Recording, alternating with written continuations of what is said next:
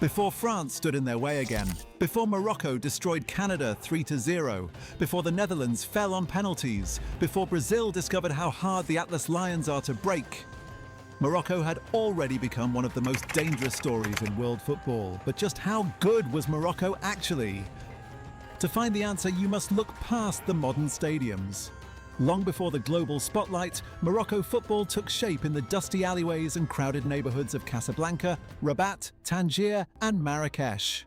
During the colonial era, these narrow street spaces became the country's first classrooms.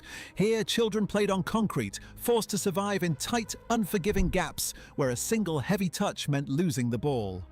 Young players routinely faced older, physical opponents, learning to rely on quick thinking, raw toughness, and instinctive improvisation. This street-level survival created Morocco's football DNA. When the Royal Moroccan Football Federation began organizing these local clubs, they inherited players already hardened by the streets, fusing North African tactical discipline with a fierce African football identity. The street-hardened talent organized into a continuous relay of players, each expanding what the Morocco national team believed was possible on the world stage. In the 1970s, Ahmed Faris gave the early squad its goal-scoring identity as a prolific forward. By the 1990s, Mustafa Hadji injected European flair and dynamic tempo into the midfield. That creative energy soon found its defensive anchor in Noureddine Naibet, who established a premier standard of defensive authority. Up front, Salahuddin Ebassir and Marouane Chamakh continued this attacking evolution through fluid movement and intelligent link-up play. This growing maturity allowed Mehdi Benatia to set a modern leadership template at centre-back, organising the compact backlines that became Morocco's signature. When Hakim Ziyech chose to represent his heritage, he joined a system primed for elite, diaspora-era talent. Each generation stacked a new layer, transforming raw passion into a structured football power. In December 2022, everything changed. In Qatar, the Atlas Lions did what no African or Arab nation had ever done, tearing through the bracket to reach the FIFA World Cup semi-finals. This was a systematic takedown of the old order. Morocco topped a group with Croatia and Belgium, sent Spain packing on penalties, and stunned Portugal. Suddenly, a global wave of underdog belief erupted. For decades, African teams fought for respect, and now Morocco played for history. By the time of the Morocco versus France semi-final, the old patronizing labels were gone.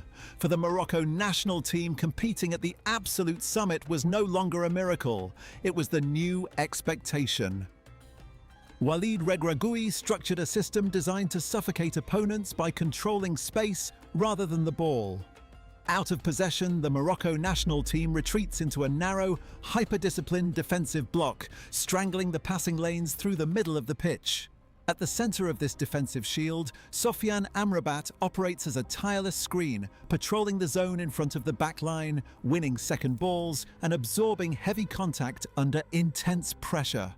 When opponents try to bypass this central wall by going wide, Achraf Hakimi provides a quick release point, using his explosive speed to transition from deep defensive containment into rapid vertical counterattacks.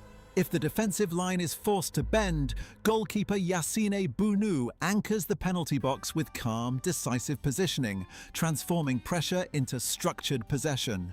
When the team needs to escape a high press entirely, Youssef En-Nesyri serves as a physical aerial outlet, fighting for long balls to jumpstart the attack. By restricting space and mastering individual duels, the Atlas Lions dictate the tempo of matches, proving that defensive organization can be the ultimate weapon in modern international football. In 2009, Morocco launched a systemic revolution. In Sale, the state invested 140 million dirhams to build the Mohammed VI Football Academy, an 18-hectare elite complex. This national project fused raw Moroccan street creativity with European tactical discipline. The academy became a talent engine, refining future stars like Naïef Aguerd, Azzedine Ounahi, and Youssef En-Nesyri.